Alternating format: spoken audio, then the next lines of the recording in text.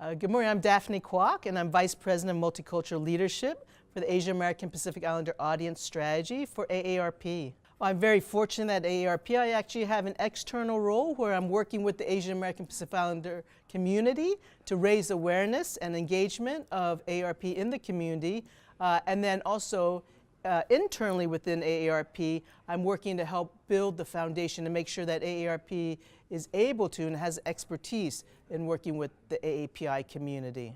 Well, AAPI is the fastest growing population in the United States, and in general, 10,000 people a day turn 65, and within that 10,000 people, of course, there's a large percentage that are AAPIs.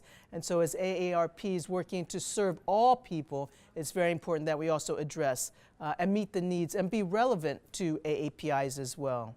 Some of the projects that we're working on, one of our key areas that we've been focused on in the last few years is in the area of caregiving. It's so important that people really prepare to care with their loved ones, as it's so important to have those hard, difficult conversations about, having enough funding as we age, the health of our individuals or the medical needs of our loved ones, and also really how do our loved ones want to live towards the end of life. And we know those are all hard, difficult conversations for us to have, but we must have it. And so we're really trying to raise awareness by using some high-profile individuals in our AAPI community. Well, for our outreach efforts, what we really hope is that the AAPI community sees AARP as a credible resource, whether it's in the caregiving space or if it's fraud and scam prevention, or how important it is in savings and planning for retirement, or whether it's if people want to get another career, after they finish their original career.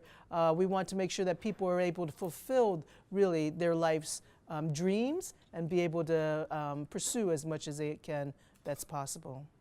AARP has been so fortunate over the last several years to be able to partner with 3AF in several respects, and as part of this summit, it's so important for us to be here because there's so many of the main components to making sure that AAPIs in our lives are fulfilled, and so therefore we have so many of the influencers, right? Whether it's media companies, we know how powerful the media is, and how important it is to have an accurate portrayal of our entire AAPI population, and that includes people 50 years old and older. So that's one area in particular we want to be able to highlight.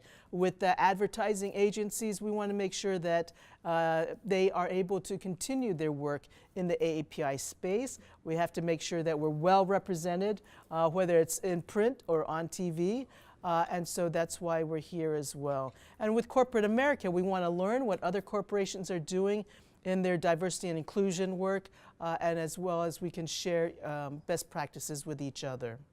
Well, personally, I decided I would like to be able to help serve on the 3AF board because it continues in the role that my career has really followed. I've been passionate about empowering different groups of people, whether it's the disabilities community, whether it's in the political realm, and here with the 3AF group, whether it's the industry or whether it's the media, whether it's corporate America, I feel it's so important that we continue to empower AAPIs in this space as well too.